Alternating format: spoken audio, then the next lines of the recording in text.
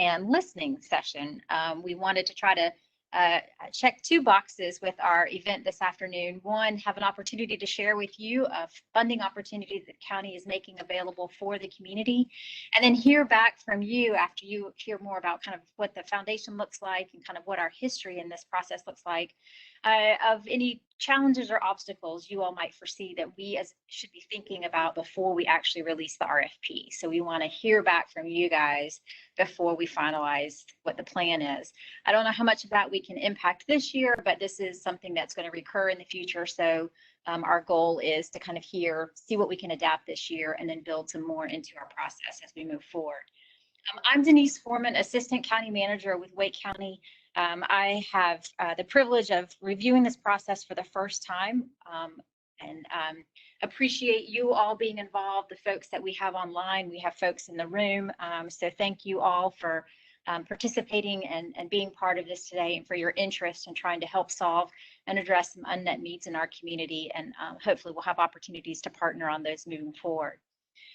We have Parth Mehta with us today. Parth is going to lead the presentation and get lots of good information out there. Parth has been part of a process in the past, so he's got not only lots of good information to share, but a lot of history and experience to help build off of. So I really appreciate him leading this effort today and getting things rolling for us. So with that, Parth, come on up and get us started. Thanks, Denise. Yes, thank you, Denise. My name is Parth Mehta. I'm a Senior Budget Management Analyst with Wake County Budget Management Services Department of the county. Just real quick, a few logistics. So this is clearly a hybrid session. Some of you are in person, and then some of you are joining us virtually. So it is being recorded. This will help not only for future reference for all of you, but also in case someone wasn't able to see it today, they can see it later on.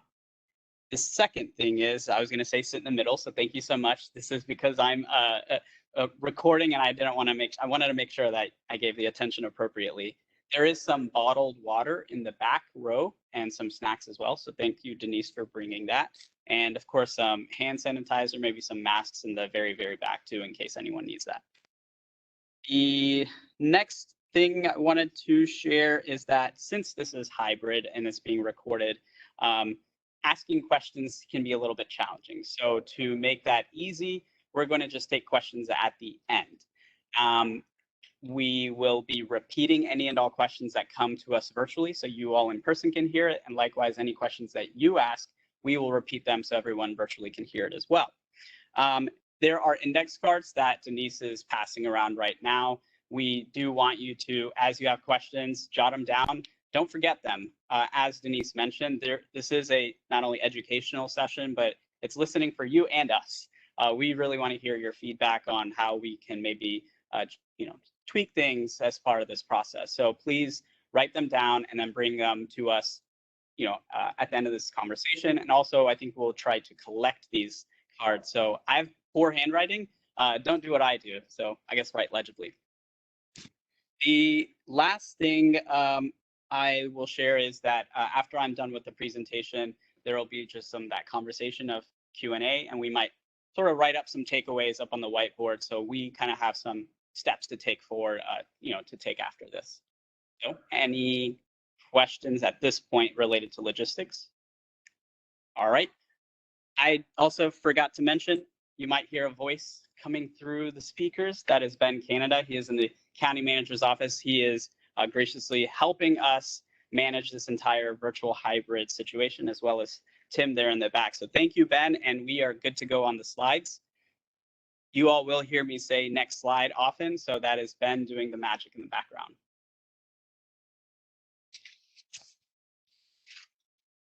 So next slide. Thank you. So as Denise mentioned, we are going to cover a few different things. One is, what is community capital process? We're going to get into the history, the new approach, and timeline. Next, we're going to get into the type of information that's helpful when putting forward an application and the different considerations that are part of that. And what we're also trying to really tell you is why we ask for some of these things. And then finally, we're going to get into the questions. And as you hear this presentation, think about sort of, begin with the end in mind. So what is encouraging you or discouraging you from applying based on the information you hear today? And keep that in mind, jot down your questions accordingly. Next slide. Next slide. All right, so the first is just the history of this process. It was established in fiscal year 2002, so nearly 20 years ago, to support capital investments and projects that address critical community-wide issues and needs. What is a capital project? It's usually something that's at least $100,000 or more. It generally takes more than a year to pull together, and it also has 10 years worth of useful life. So we're talking something big, and technology is included in this. Land is included in this. It's not something that you just go get and it breaks the next day. Usually the projects that kind of fall into this are construction, expansion, renovation, and we'll get into just a couple examples in the next slide. The goals of this process, going all the way back to fiscal year 2002, is to develop and increase capacity in partnerships. We really like to see when community organizations can work together to do some of these projects. It's also to address the issues that might be out there. But again, these are capital projects. So how can you address some of these issues from this infrastructure-ish standpoint? And then finally, we want all of this to occur from our end and for on your end in a financially sustainable way. All these words, maybe some of this sounds like jargon, we will get to in a little bit more specifics in the next coming slides. Next slide.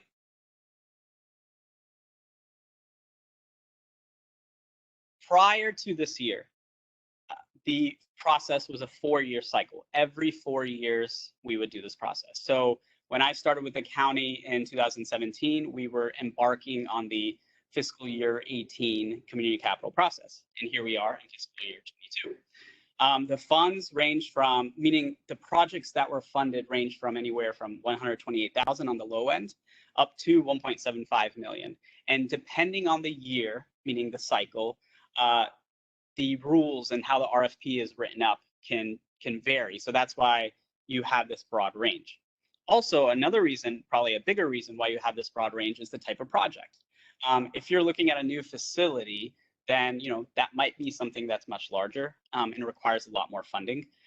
If you're looking at a new part of a facility, like let's say, for example, a playground or a park, that probably isn't going to be in the millions unless it's some sort of like regional community-wide park. These are usually like parks just like on facility, and they might be a couple $100,000. Offices would also be part of that, like a community room. Expanding a facility is another common project we've seen through this process. And then finally, repairs and renovation. So these are the most common projects that we've seen. In fact, I would say almost every project that we've seen since fiscal year 2002 fall into one of these 4 slots. Next slide. So with this new process, things are going to be a little bit different, or we're aiming for them to be a little bit different.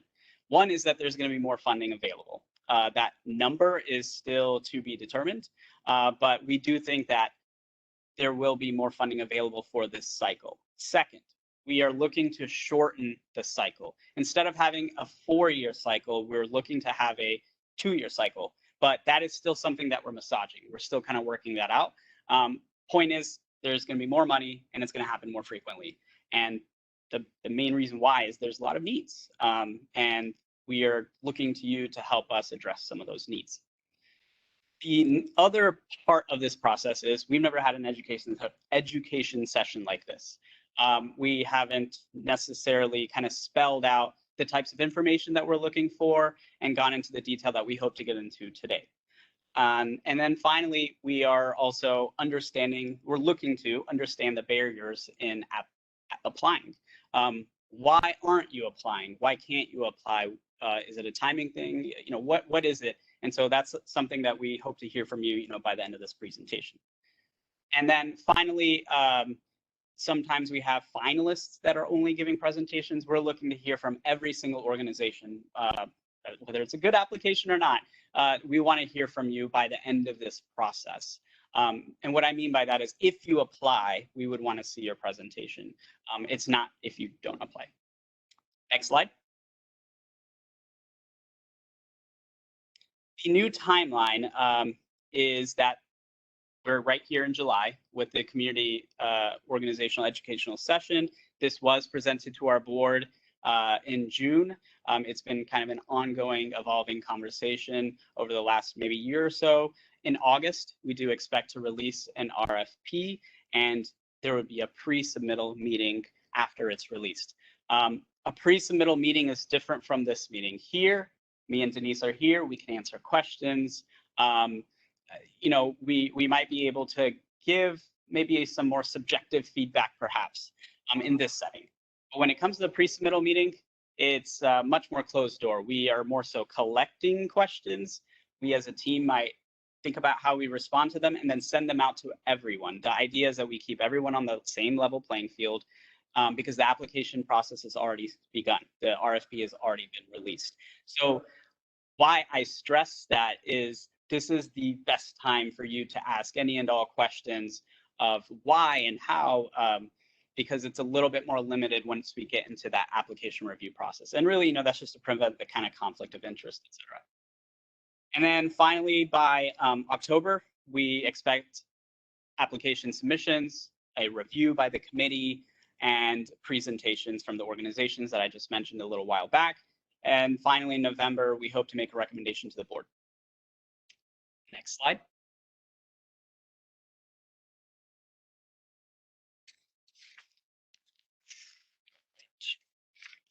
So now we're into the, and before I get into the next section, Denise, did you have anything to add on any of that? Okay. So now we're in the application considerations part of this presentation. And these are kind of the very financial oriented criteria for the project submission. One is that it's a capital project. So we do want to stress that this is not talking about operating funds. This is, or operating projects. These are capital projects, projects that are greater than $100,000. That there is a mix of funding. We're hoping that, you know, through your different partnerships, through your different work, you have been able to either work with others or get funding from others such that the county's dollars are last funding in. That the county's dollars are more of a supporting the funding as opposed to it kind of taking it, you know, or taking it over.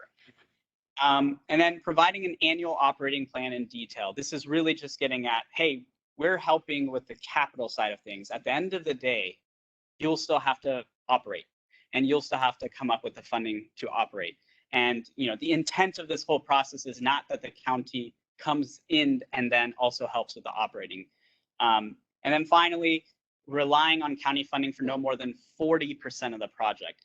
Say that in another way, you are responsible or your partnerships are responsible for 60% of the project.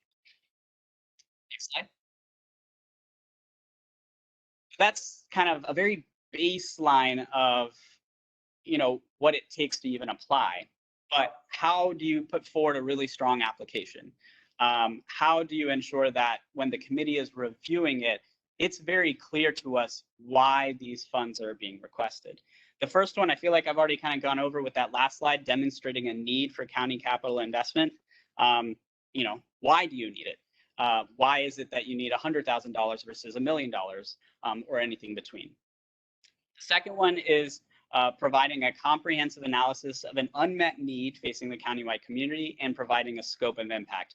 Ultimately, it's what, like, tell us what that unmet need is. Tell us what that gap is. What's the scope of that problem that's out there, of that issue that's out there? The following two bullet points related to goals and measuring success, that's trying to ensure that, hey, it's aligned with how our county commissioners of Wake County and ensuring that we're all aligned with that. And tracking it, measuring it, making sure that we know that this endeavor is going to still continue to match up with what they are kind of envisioning for the county. The next couple goals, project readiness and the ability to execute a project. It's really just saying, are you ready? And if you are, can you make it happen? And then the last two bullets are providing an analysis of alternative strategies as well as developing community partnerships. So have you thought about others that you could work with, and or have you thought of other ways or means to like even attack this problem? Is capital project funding really the way to go? Maybe is it something else? So we really want to see kind of a little bit of a deep dive on thinking through the other ways that it could have been done and sort of really kind of saying why you've then applied. Next slide. So just to go in a little bit more detail on the need for county investment, it's again $100,000. We shared before that it takes more than 1 year to complete, and it's a useful life of more than 10 years. We've kind of already gone through most of these definitions. One thing that I do want to stress is that third bullet, where it can include land, engineering, architectural planning. You know, we often talk about expansion and construction, but what are the components of that? These are some of those components. And this funding does help, or, you know, this funding can cover some of those items. And then a big thing is just, are these costs realistic? You know, we're in Wake County. The real estate market is pretty hot, right? So are these construction costs, or are, you know, is any of this realistic? And that's on the high end. You know, it could also be on the low end. Is this cost too much based on whatever you're trying to do? And the biggest thing I think with that is also scope creep. And meaning you're trying to address this community-wide need. It might feel like you have to do 3 or 4 different things, but you kind of have to always refer back to the other bullets. Are those 3 or 4 other things ready to go? Do you really think that it's realistic that you can even pull off these 3 or 4 other things? So consider that from like a scope creep perspective. Being on the committee previously, I think it's helpful when it's very clear, when it's narrow and focused on exactly what you're trying to do. And we'll get a little bit more into that in the next couple slides. Next slide. So capital project sustainability is really getting at what I said about operating annual funding. We want to see that we're not just the only revenue source in this project. We want to see that, you know, there is some other funds, whether it be your own or through grants that you might be getting, again, 40%. And at the end of the day, once you open this facility or once you open this part of the building, are you going to have more electricity costs? And that's something kind of simple, but like, are you going to need more furniture? Or maybe furniture is a bad example, but are you going to need more operating things? Can you afford that? And finally, what we're trying to really stress here is we don't want you to go broke by trying to pull something like this together. And then we also don't want to put, you know, funds into something that like can't have legs and take the county into the future for this issue and problem. We really want this to address the issues long term. Next slide. So now, what does it mean to provide an analysis of unmet needs? And within the Budget Management Services Department, we are often looking at departmental requests. And, you know, this is something that we've been kind of sharing with them. So I thought it would be an appropriate place to also share that ultimately when it comes to telling us what's going on, it combine all of these 3 different things: well-defined problems, relevant information, and clean data. All of that together, you combine it to tell your story, to tell the scope of this capital project. So what does it mean for it to be a well-defined problem? It's that you clearly say, hey, the impact of the capital project on the customers is X. The connection of capital project to the outcome, to that client, is Y. Give us the context. Particularly if you have data, give us the data to support why that customer or client is not getting what they need right now and how this project might help them. And do it succinctly and all together in one place. You know, I've seen requests before where they're sort of sharing the scope here and sharing the project details there, and you know, it's all kind of maybe scattered throughout the submittal. We really want it to be succinct in one place. Tell us like what that story is in one place within the application. And then clean data is just getting at when you go to tell your story and defend that story, do so in a way that, you know, makes you look good, meaning have have a very clean chart. Don't have too many data points on there that it's sometimes hard to interpret what it is that you're requesting. And the other thing is, provide relevant data. If you, are looking for a certain project and you give data points that don't quite hit it, then it might kind of confuse us, or it may not really fully tell the story that you're trying to tell. And let's say you don't have some data, I think it's better to sort of say up front that that's not there, than try to sort of do the square peg in a round hole. Again, and one thing you'll see again through all these slides is something called tips. These are tips. None of this is a checklist. None of this is a you have to do. These are tips that we think would help provide a strong application. I don't necessarily look at these as like, yep, I did that. Yep, I did that. I think the general, I think this is a more general slide where, yeah, you could kind of follow like, hey, yeah, did I have clean data in my application? But some of the other slides that come, they're going to seem super detailed. And again, they're just more tips. Next slide. So provide the scope of impact countywide. What that is getting at is tell us what the problem is. Tell us what the challenge is. Is it maybe, for example, a demand or outcome not being met? What's the impact on the client? And by building this capital project, how is their life or whatnot improved? Communicate how it's representative of the community. That kind of gets at the scope of the community wide, right? So, what are the culture and norms and sort of the socioeconomic status of that particular area, whether it be a county-wide project or even just like a part of the county. Just be very specific and provide data, including the trends. Give us a sense of, is this something that is new, brand new, or has it been always going on? And kind of maybe through your request, share with us how this project might, really bend that curve and kind of take the county in a positive direction much faster. Describe how it's currently addressed, and then potential impacts if this funding is not provided. So we're really talking about gaps. Next slide.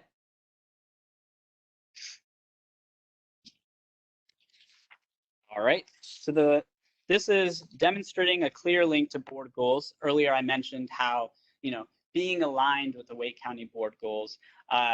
When we get this presentation out on the website, you can download it and click this link. This will take you straight to our WakeGov website where the board's goals are. These are the 6 board goals. They get a little more detailed than just these cards here. There's different objectives and initiatives underneath all of them. And I think the more specific you can be with how your project fits in, and don't try to force it, if there's nothing there, that's okay. But sometimes it's a little bit hard because where the county commissioners are at one moment in time can be maybe different a next year later. So I would say in the general sense, kind of read through the different descriptions of community health and vitality and economic strength, and you'll get a sense of kind of where the board is trying to go with each of these different goals. Next slide.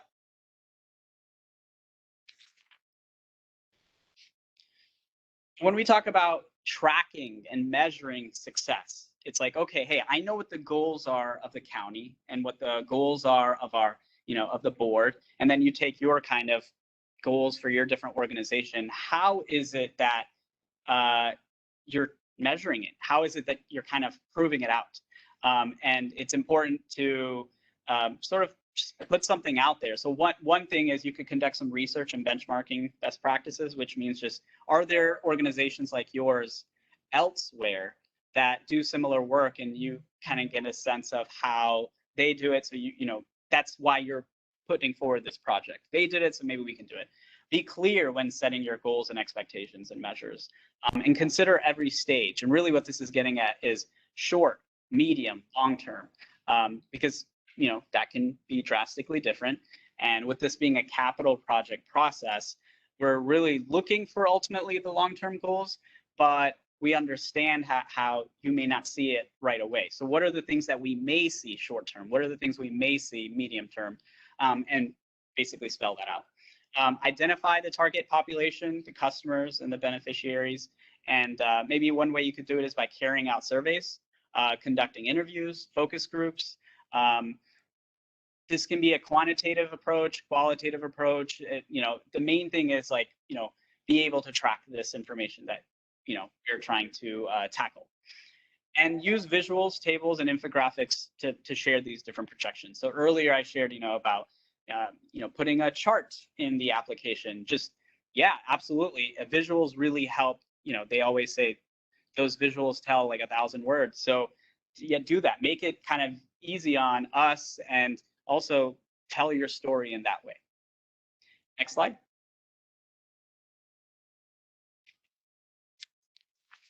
So this is an example with a target.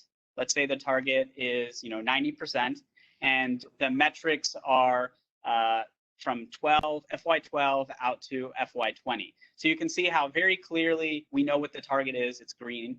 We know what the metric is. It's in blue. We can see the numbers so very clearly, right? It's not like the 96 is sitting on top of the 98. I had that happen earlier today, and so these are just common things that, like, in our world, in the BMS world, we deal with. And notice it has projection on there. So it's not just what happened, but also what we project. And notice that there's sort of a gap occurring. And so that's kind of where the story is starting to be told. Next slide.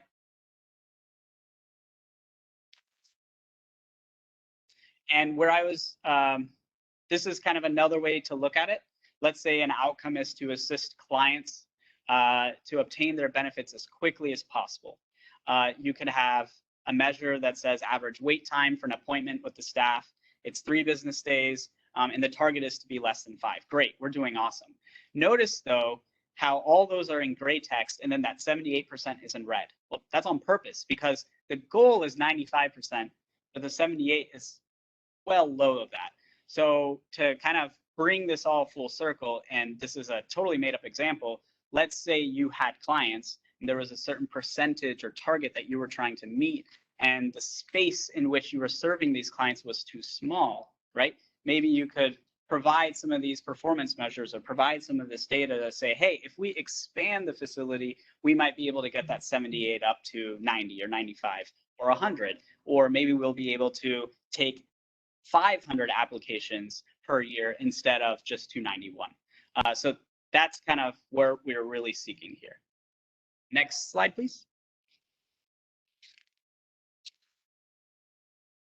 So now we're getting into maybe a little bit more project management technical type stuff, but there's a soft aspect to it. So when you're looking at your scope and kind of what it is that you want your capital project to do, once you get a pretty good sense of it, you're going to want to start breaking it down into some different steps, tasks, subtasks, and listing out the entire schedule of the different activities that you think it would take to implement this project would be helpful.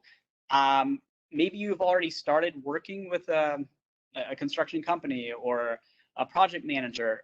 They might be able to help kind of spell out some of these things. And if you haven't, there are some different, I'm going to show an example in a minute here. There are some different things online that, you might be able to use. The big thing that really we just want to see here is that, are you able to kind of pull this together? And a lot of times, if you've had past projects that you've done with different partners or even yourself, this is the place to really share that information. We completed this building, this expansion, did it in this way. We think this is another building that's going to mirror that, and we think it's totally possible. We completed that project, 6 months earlier than expected. Something along those lines. But there's like a technical aspect where you can spell out all the different steps, and also that soft aspect where you're trying to relay that you are capable. Next slide, please. So this is that example that I was sharing. This is the very ticky-tacky kind of task, subtask, the date, how long it's going to take. A lot of you may have heard of the Gantt chart. Different project management tools have these different things. There's free ones out there. Again, once you start getting into the project more, perhaps someone else can do this for you, but giving us a sense of even like, oh, okay, in April, we plan on meeting with the project manager, and in May, we're going to go out to bid, and even that kind of sort of thing would be super helpful. Next slide, please. With the analysis of alternative strategies, what we're like, and I highlighted data there. So we want to see that, we want to see a return to, not a return, but define the, if you define the problem very clearly, you have like also thought about how else can this, issue be resolved, and really kind of spelling that out. Because maybe for that beneficiaries example that I gave with the timeliness, maybe it's not that you need a bigger space. Maybe it's that you partner with someone else and they take some of those clients and applications such that your timeliness is no longer 78%, but instead 95%. Now that means that there would be another agency out there that can help you and take some of those clients from you. There's a lot of obviously stuff to like say in that, but these are the kinds of questions that oftentimes as an evaluation committee we're kind of thinking about, and being able to kind of give us a sense of, you know what, okay, I can see now how this capital project is needed because all these X, Y, and Z things didn't work out or haven't been as promising. That's kind of what we want to see. Next slide, please. Collaboration with community partners. While this might be one of the last slides of this section, arguably one of the most important ones, and it's share who you're working with, not just for this particular project, that's very important, but also just in general. How are you helping other organizations, or how are they helping you through funding or staffing or even logistics? Show maybe how, if you are working with others, how your kind of mission is aligned. And list maybe like the different board members that you have that are from different sectors to show how like, hey, the partnerships are really just thriving in this organization that will allow us to address this, countywide need. And just talk about those benefits. If you have worked on a project with someone before and it was successful, brag on yourself for that. It'll help. It makes us feel a little bit secure, with it, and hopefully for you too, you'll feel like, you know what, yeah, we can do this. We don't have to do this alone. I think that's a big thing about this process is you don't have to do this alone. That's why we're at the table with, some of this funding.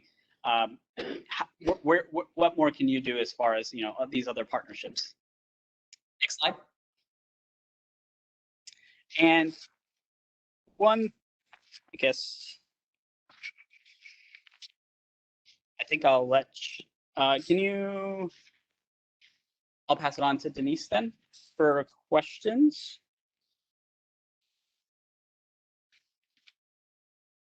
And you can take down the presentation so we can see if folks have posted in the chat. And I'll check. Does anybody have index cards questions that you've written down? We've got a couple.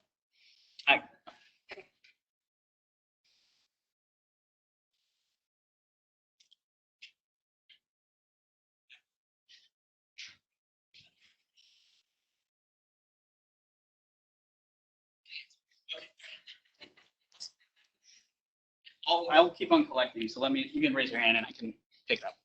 All right, so it looks like the chat function is now open. So if you are online and you have questions, you are welcome to now post those in the chat so that we can look through them. We've got a couple of questions while you guys post that. We've got a couple of questions from folks in the room, and they're also writing a few more. One of the questions was reporting time length. How long, once a project is funded and up and operational, are they required to do reporting? And that's going to actually be dependent on the funding that you receive. So the lower amounts of funding that you get, right, the faster you probably will meet that reporting requirement. Unless it's a really small project with a really small population, that might cause it to go a little longer. So what we're really trying to figure out is the county getting a return on the investment. And so how long does it take us to figure out, did you achieve the objective that we invested in? And so there's going to be a variable there. It may be a couple of years, it may be 4 or 5 years. And it would be an annual report, right? Mm-hmm. That's what we, yeah, that's the process right now. One of the questions is we require the project be a minimum of 100,000 to be considered a capital project, and that's the total project cost. So you could only ask the county for up to 40% of that, but it would be a minimum of a total of 100,000 for the total project. And that could include construction, engineering, land acquisition, all of those things, the total project cost. You can even include some in kind. So if you've got someone who's going to be doing plumbing services, right, you can include that in the calculation of the total project cost. All right, so we do have a question online. Is there a time frame for breaking ground from when receiving funds? That will be negotiated on each project, but one of the things that we're excited about this new process and the frequency with which we're going to be able to receive funding now is that we want projects to be a little more shovel ready. Not, don't have to be completely shovel ready, but a little more ready, because our last process was every 4 years. And so it put organizations in a position of submitting for a project when maybe they weren't quite ready. And so maybe their project proposal wasn't as strong as someone who was more ready. And so we like this, being able to do a process every 2 years. We think it gives our community organizations a chance to be more prepared for the next funding cycle and not come forward when you're not quite there. So what that means then is we recognize sometimes it's the chicken or the egg, right? Like you might need a commitment from the county for your 40,000 or 40%. Once you have the commitment from the county, that may help you finish your capital fundraising or go get that grant that you need to get. That would be included in the time frame that you outline. But we really don't want something more than like 18 to 24 months. If that's going to be the case, then wait till the next cycle and propose in the next cycle. So if it can be done prior to an 18-month window, something like that, it's really what we're going to be primarily looking for. But there'll be some flexibility in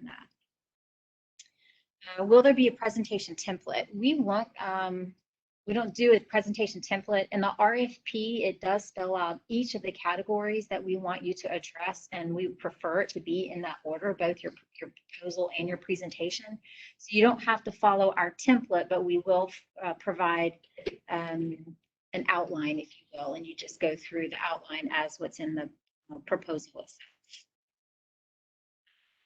Are technology infrastructure projects considered to be capital projects? And yes, at the county, we do consider technology to be capital projects. So that would be a potential project that would be considered. What if a project applies to multiple county RFPs for funding, thinking about housing developments? Great question. If you are eligible to apply for other projects like housing, the county already has a process, competitive process for that.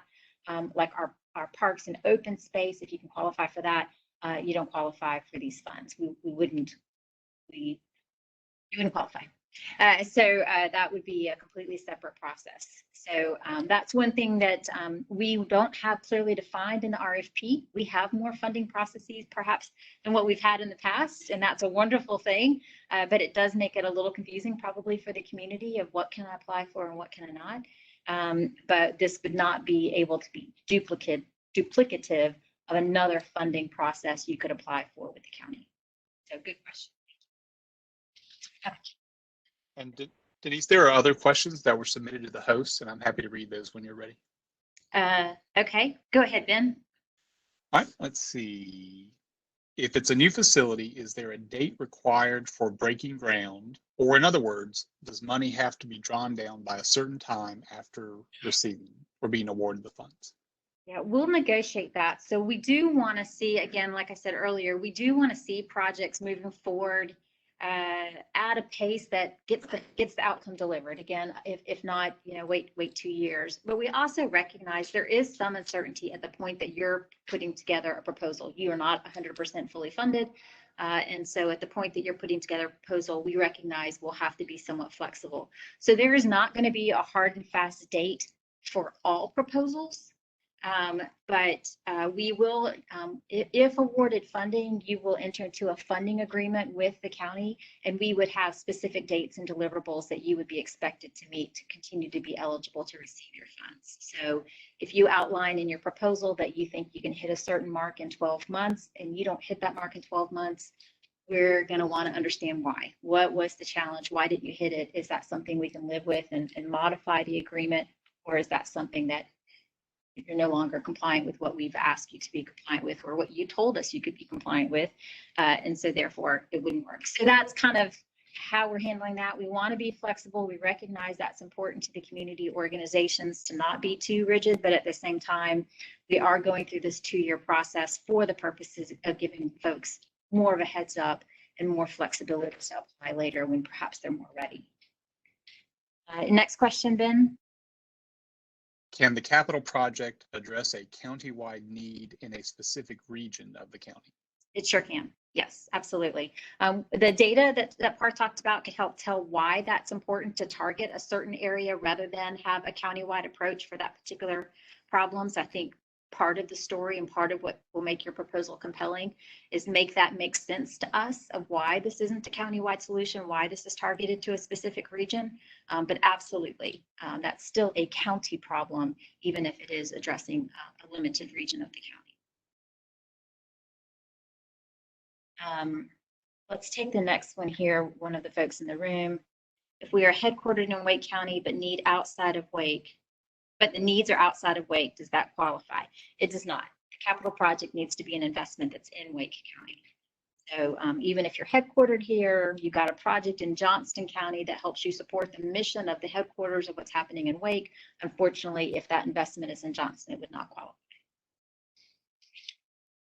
Is this for fiscal or calendar year funding? We are calling the process an FY22 process. That's just sort of the way our money gets budgeted. It can be, because it's capital, it sort of rolls. And so I think from our perspective, we've got a 2-year window from July of 2021 through June of 2020 to finish our process, get the award grants committed to, get the funding agreements in place, and then we'll have another fiscal year of work to be done before we launch a next process, which would be hopefully in FY24, about the same time in FY20, summer of 23. Did I get all of that? That one came from the room. Did I answer your question? Yeah, okay, good. Ben, do you want to take another one? Sure. Will there still be the result that the amount could be cut in half from the approved amount? Is there a result where the amount could be reduced from what was originally submitted? I believe that is maybe the intention of the question. Ms. Rollins, if you're still with us, if you want to add some more context to the question, that would be helpful.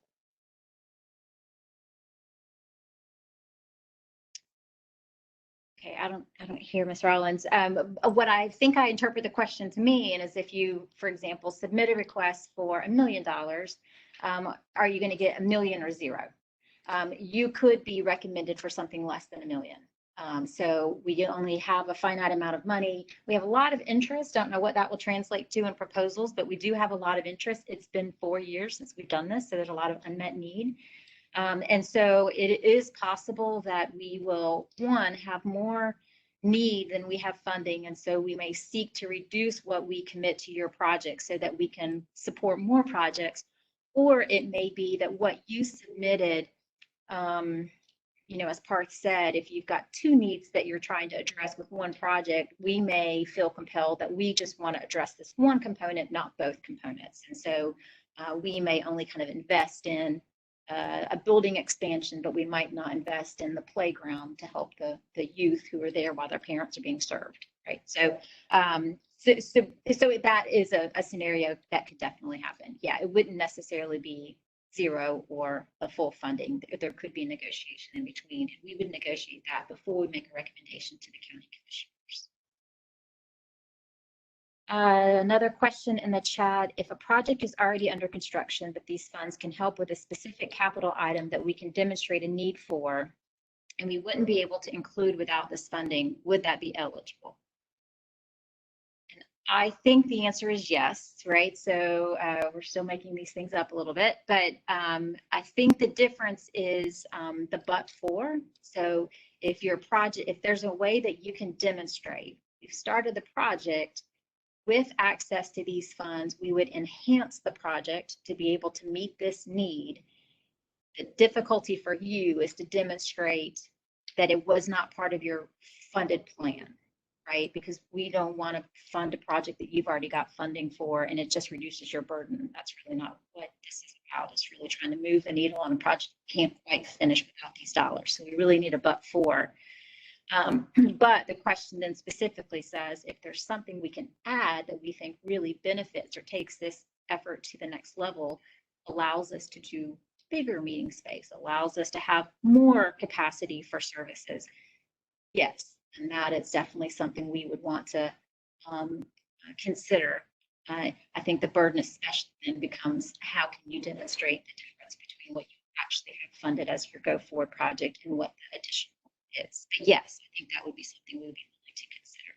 You get a lot of projects like that, but in some ways, that kind of project would be like the definition of last money in, or the county's last money in. Basically, you already had the idea and you've kind of already gone with it. You knew there was a need, and this just kind of puts it over the top to do just a tad more. Exactly. Or I can see, like, if you're expanding your food pantry, you can add an additional refrigeration space if you have access to additional funding, but you're going to do the addition anyway. You need it, you're going to do it, but with additional funding, you could really take it to this level. So yes, the answer is yes, we would consider that, but the burden of proof is certainly on you.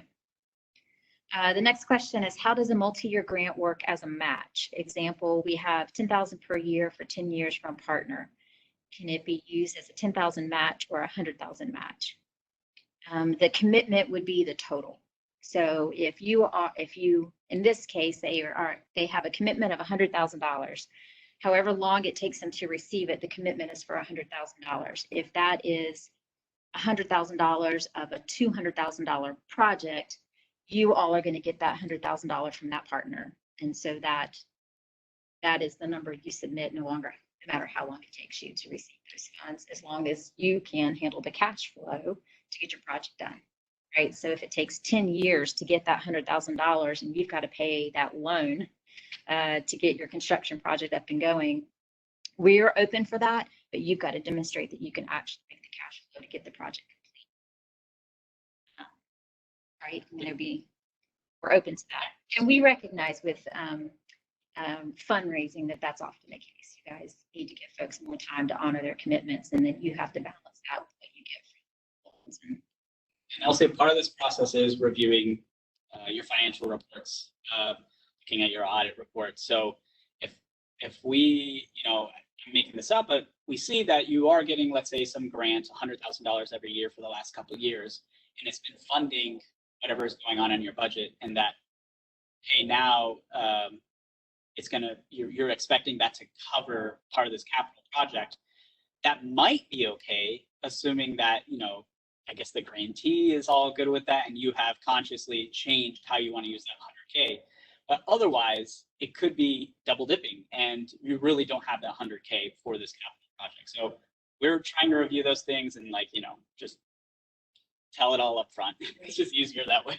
And I will say that might be one of the areas that, particularly if that were to be a scenario that came forward in the presentation process, our committee might want to seek to better understand the donor that made that commitment, their ability to follow through on it. Did they write a letter of support assuring us that they're good for it? So we may have some follow-up questions around that, because if you've got that long of a payout to you, again, we want to make sure that we are mitigating the risk of the county dollar and that the community gets what the community invested in, because these are public dollars. We want to make sure the community gets the benefit of that investment. So we would be hesitant to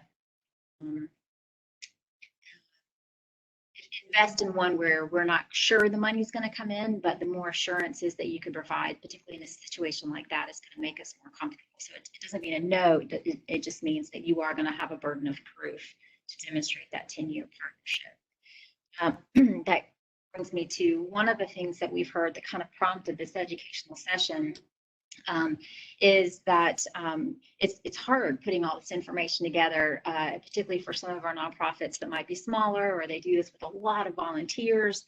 And so pulling all this information together and submitting it in a 60-day window is a significant burden, and we get that. These are the types of questions that tell you why, right? Like, your projects are complex and your funding models are complex, and the services that you are seeking to provide and address and meet are complex. And so we want to understand that the best we can. We want to mitigate the risk up to the county and the public dollar that we're investing. And we want to get good stuff in the community to address these unmet needs. And so we don't want to be on the front page of the paper because we invested in one that didn't work out. And so sometimes they don't work out. We get that. If it doesn't work out, we want to be for the right reasons, not for because we didn't do our due diligence and ask the questions and ask you all to provide the information that helps us with the best decisions that we can. So you can see from some of these questions that some of these scenarios can be a little complicated. And to connect that to that other question that was asked of, like, might you end up getting half of what we ended up contracting with? That's happened. I think every cycle it happens where not as much is given, and it's because the scope may not have fully played out. Perhaps the project that they were intending on doing, the dollars that they thought they were going to be able to put in, they can't. We've seen projects completely pulled out. We've seen projects, downscaled. We understand that happens, and that's why. But this process is sort of built to ensure that, like Denise said, we get the goods in the community. And it has staying power. I think for all those organizations where that kind of thing happened, they felt that they probably weren't going to have the staying power. So, whatever happened. Building on the question that we had about location outside of Wake County, headquartered here, a location outside of Wake County, and a technology need. If the technology is serving the needs of the Wake County residents, we would be open to it. If it's also serving the needs of Johnston County and that's not an additional cost, that's not a negative against the proposal. So that is additive. That's great. But what we want to make sure that we're paying for is a solution that's benefiting the residents of Wake County. So you would not be excluded because you're multi-jurisdictional, but you wouldn't want to pay an enhanced cost because of an extra licensing or something for an additional site outside of Wake County. Have there been examples of previous projects with track, field, or gym? I recall. You mentioned playgrounds. Yeah. So that's been at a service facility, but they had a playground available for kids. Yeah. I don't recall seeing a track, field, or gym in any of this. That's not to say that it can't be. I don't, yeah. I would think it would be an eligible expense because, again, it fits our community vitality goal, which is important for population health, and it's been important to the commissioners. So I don't know of the history where we could share a proposal where we've considered one like that, but it could potentially be an eligible expense if it's, again, to address an unmet need related to population health. Is there a contract for the 10 years? You've got experience with contracts. Typically, the length of your contract is what?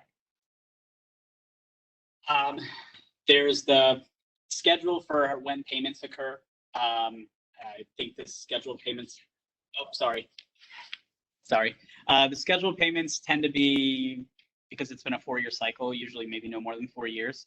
With this being a 2-year cycle, I'm not, I think we would just probably want to do 2 years, but that there might be some flexibility. So to 10 years, was that the question?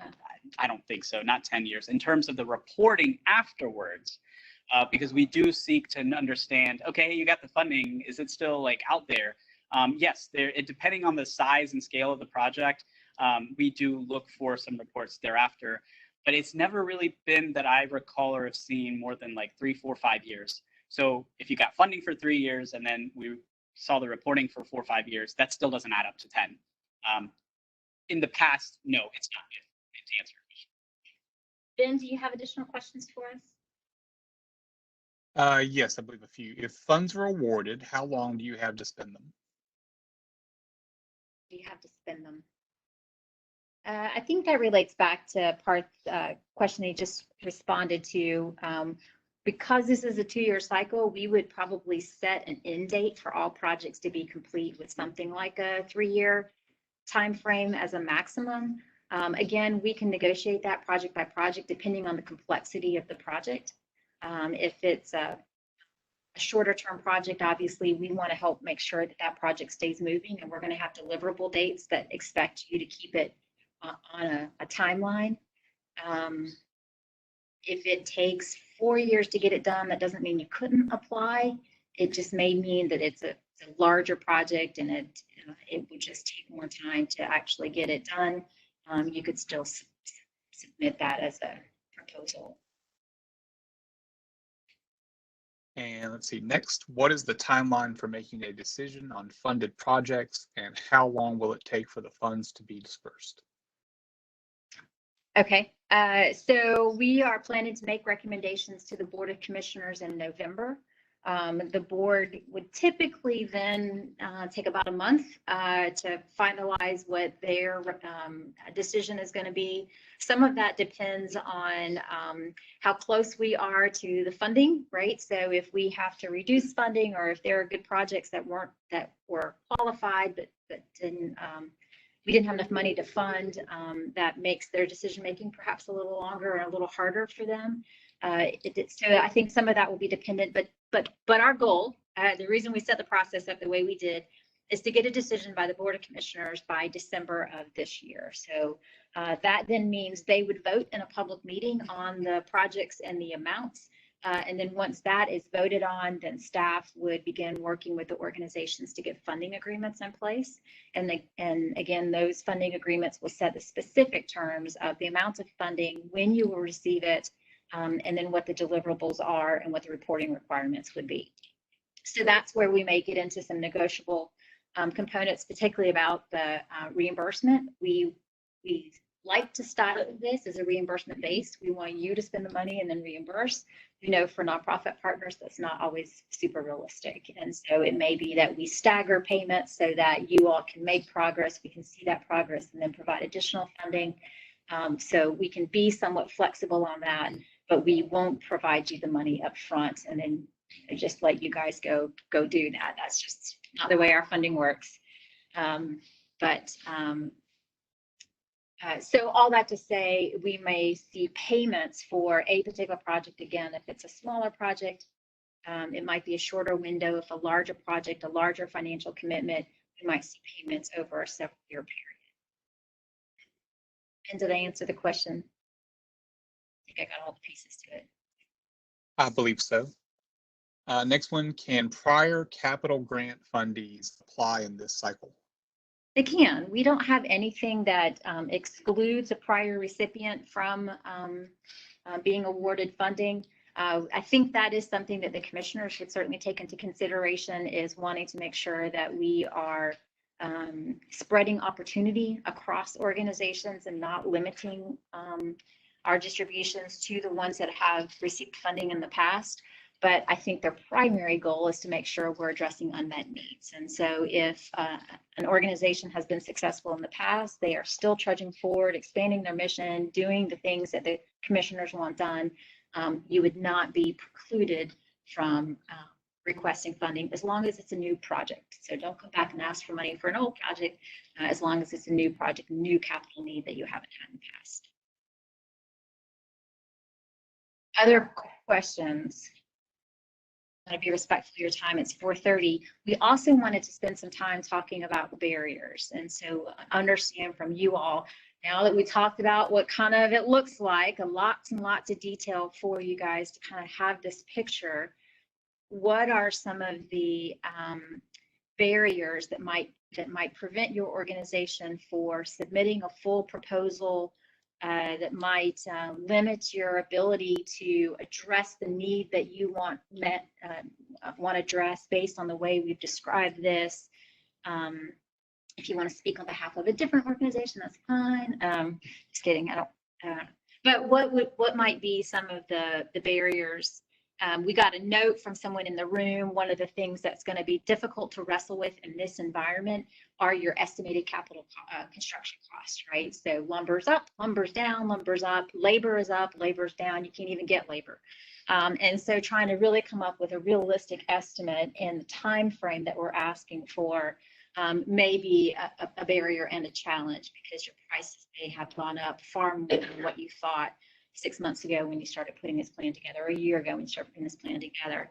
So I think that's a very real consideration that we'll all be wrestling with and trying to figure out. So thank you for raising that as a potential barrier because it may escalate the cost of something that you thought you could do, or you may put together a proposal and then in 6 months, once the commissioners have made a decision, your cost has changed substantially because what we thought was the case and a reasonable number in October may look very different by next March.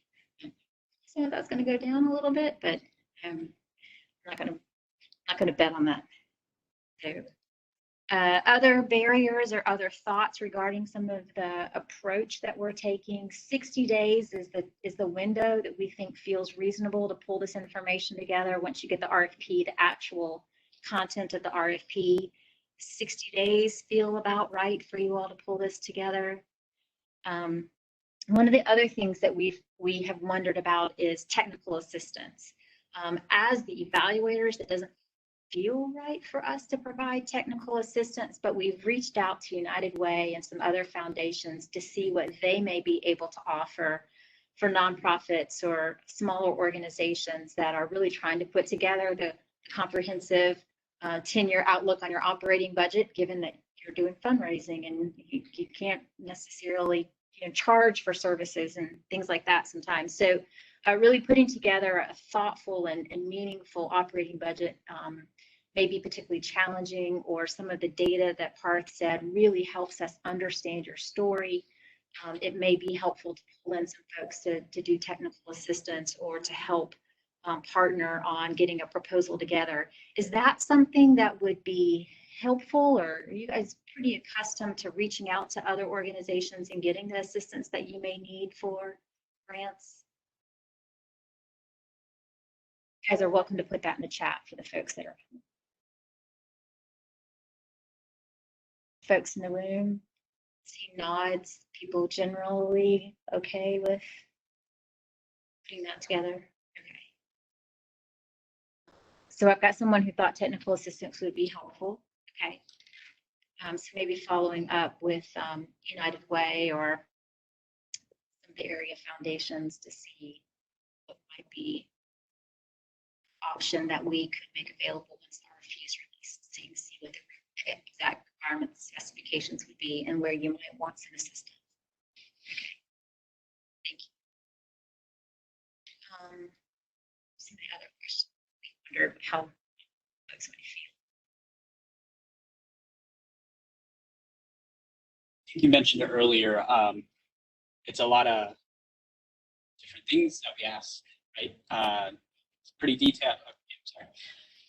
We ask for a lot of different things within the RFP, that list that I went through, and even within that list, then I gave additional lists, tips, as I said. So that might feel a little heavy. So how, I guess, does the technical assistance kind of deal with that, or what else do you think could help sort of deal with that or affect that?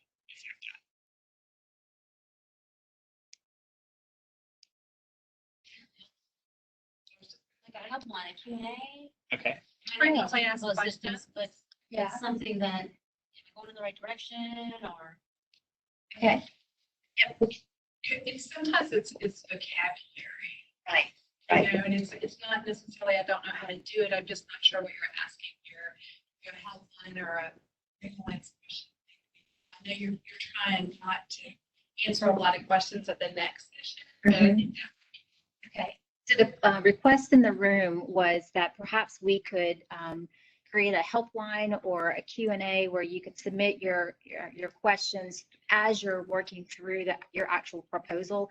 If you come across vocabulary that's unclear, or you come across an excellent request for information that when you went to the pre-submittal meeting, you hadn't read that far, or you thought you understood it, but now you're trying to actually put it into words, and maybe some assistance could be helpful. So the request is a helpline, phone number, email, something that you could access during the process if questions come up about your proposal. I think that's a great idea. So that was what was being said in the room for those of you all couldn't hear that. question is there a site that we can see previous funded capital so we can get an idea what it has been? Although I understand different county commissioners have different ideas, but is there a site that we can review? So the question in the room is, could we create a site where we could put some of the history of maybe prior proposals or prior summary of the projects that were awarded, recognizing something previously funded might not be a priority for this commission, but just to kind of get some examples and some context. So I think that's a great idea, and we can look into that. The information is all public. Once you all submit it to us, it is all public information, and so open for records. We don't keep that on our website easily accessible. It's in the minutes for the board meeting, so it is all technically on the website, but it's a little tricky to get to. So we could look into maybe talking with some of the prior proposers that were successful to see their comfort level, maybe putting that on our website. So that's a good idea. Thank you. And Denise, Yeah. One commenter online also asked for sample proposals. Oh, good. Okay. Yep. Good. We'll put a star by that one. Other thoughts from folks online for if I can't see it in the chat? There was a question about would a land donation count toward the match? It would. Yes, that could be considered an in-kind for total project cost. Yeah. Other questions online, Ben? Or I'm scrolling through them, and I believe the other questions I see were all related to sort of the timing of the contract and future payments, and I believe you walked through that. Yeah, we want to be as flexible there, but recognize we want your project done. Yes. Community collaboration, if you don't have a community collaborative partner, but you have an individual donor or 2 or 3 or 4, that counts. Okay. The question was around the community collaboration. If you don't have community partners that are donors, but you have individuals that are donors, does that count? And yes, from a funding perspective, we do like to see that it comes from multiple sources. It just sort of strengthens that there are folks who believe that this project is important, so therefore your revenue is coming from multiple sources. So that's just helpful to paint the picture of need. From the community collaboration standpoint, one of the things we're looking for there is we know a lot of the needs of our community interconnect. And so if someone is dealing, with a housing limitation, it may be that there's also employment, there may be also food security, there may be also educational and childcare needs, right? So a lot of the times the problems that we are trying to solve as a community and that we focus on as a county have a lot of interconnecting points. And so we want the partners who are coming forward asking for county funding to demonstrate how you are interconnecting on the problem that you're seeking to solve. So if yours is a substance use program, how are you helping not only to get that treatment that the individual needs, but also helping them get integrated to the community, have employment, have income, get connected to their families and support systems, so that when they leave your program and system, they're in a much more sustainable place so that they can be successful outside of your program. So it's important to see that what we're investing in is not a silo. What we're investing in is a community-wide solution. So that's why it's important for us to kind of understand who do you partner with and trying to solve what's more than just your organizational mission. It's how the missions interconnect across the county. So that's part of it. So it's sort of a double from an investor standpoint. It is helpful to see multiple sources, and we do like to see that engagement. From a community collaboration standpoint, we know these systems and these issues are complex, and interconnecting them is really important. All right, other things that we may be missing. I don't see anything else in the everyone chat. Anything else from the folks in the room? Barriers, questions, clarifications? I'll ask a question in a different way, but why might you not apply? Good grant writer. Okay. Right. Good. So does that kind of connect back to the technical assistance side of things? Yeah, we were talking about that. We don't have good grant writers at Wake County either. It seems maybe it might be inequitable for those who have that capacity and those who don't have that capacity. And other things need to happen now. So I don't have time. Yeah. So what's being said in the room is that sometimes organizations don't have the capacity and they've got many priorities that you're wrestling. And so the idea of carving out time, really figuring out how to do this grant, even though it's meaningful and appropriate, just might not be where they can spend their time right now. We wondered about that. I'm glad you raised that. One of the things we were kind of curious about is, like, is there a, I don't know, like a chat room kind of thing where you might share resources with other nonprofits? I know you're always competing for funding, so that's also one of the challenges, is that all these good projects tend to go to the same organizations often for funding. But I just wonder, is there an opportunity to share a service with others? Like, is there a connecting? I mean, I know United Way is a convener of nonprofits, but I don't know that all nonprofits or all community organizations convene through United Way. Is there another way that you all come together on things like that? So the,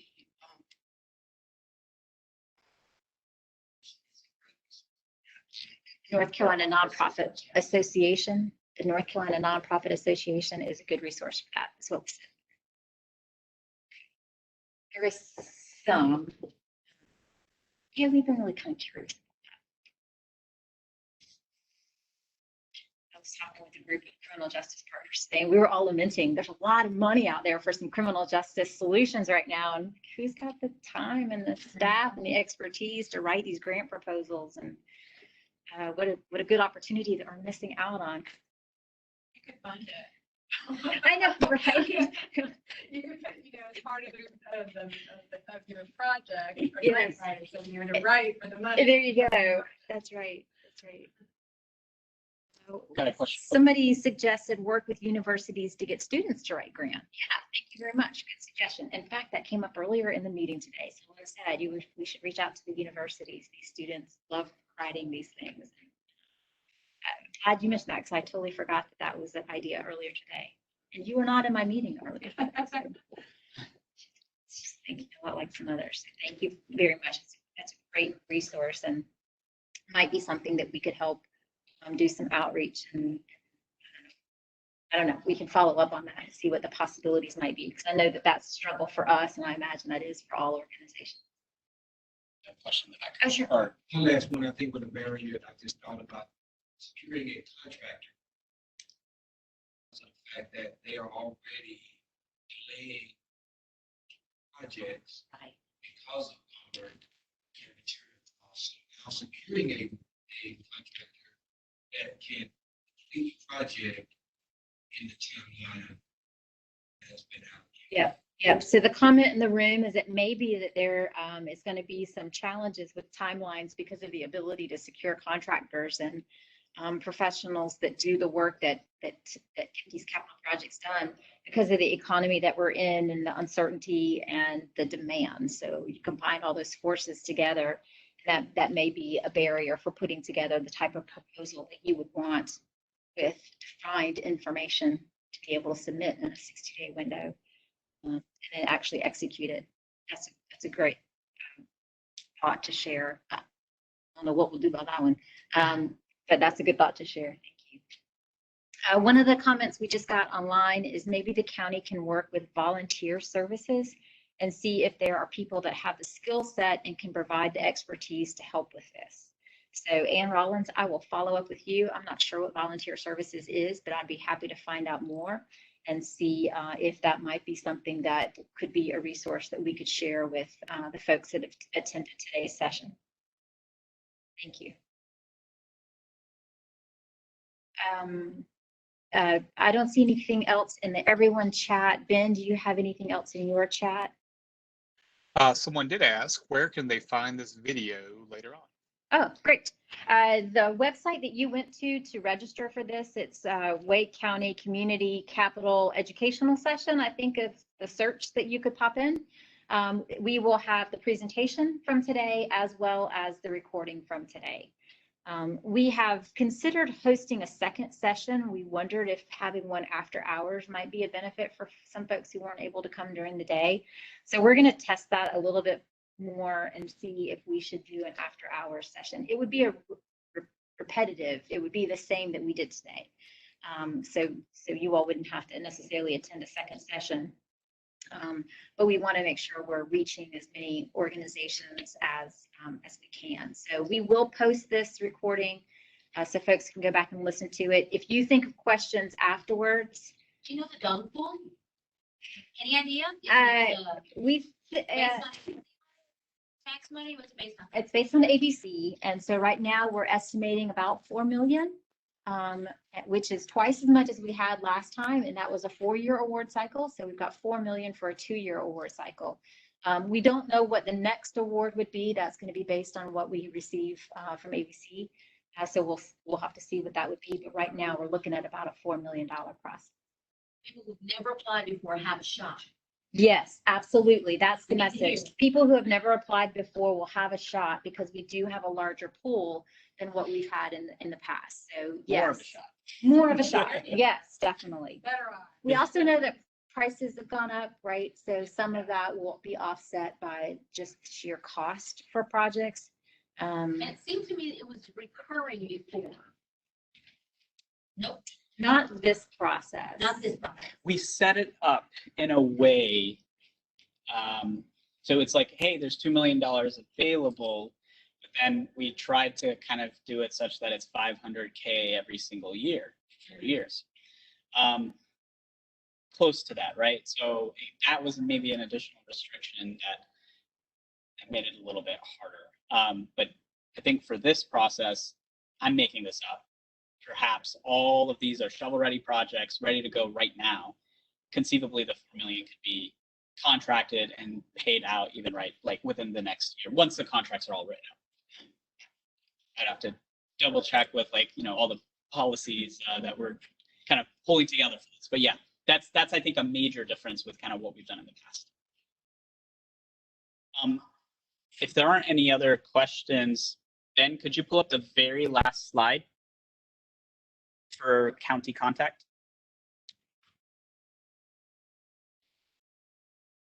This information is also on our website. You've got my phone number, my email address. I am the contact for this process moving forward. Part's been wonderful. He would be part of the evaluation, but thank you very much, Parth. But if you have follow-up questions, follow-up barriers, other ideas you want to share with us to follow up on either for this process or the next 2 years, things you want us to consider to follow up with that.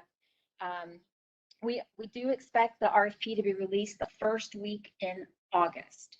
Once that RFP is released, we ask that anyone planning to submit a proposal, please not lobby, please not contact elected officials or county staff related to that proposal other than me.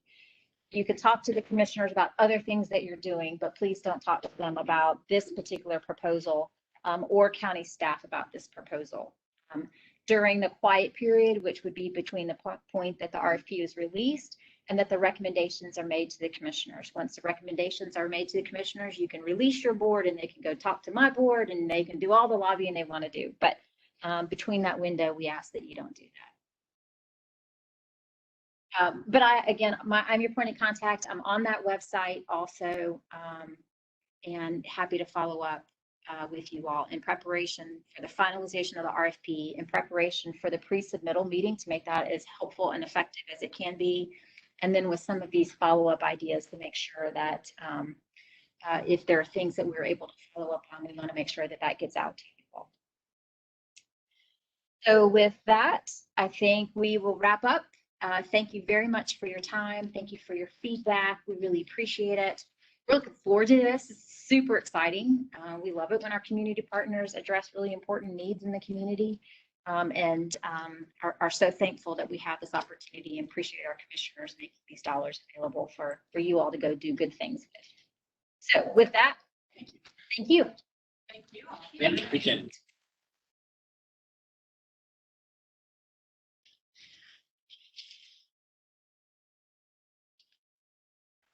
Great, Ben. Thank you.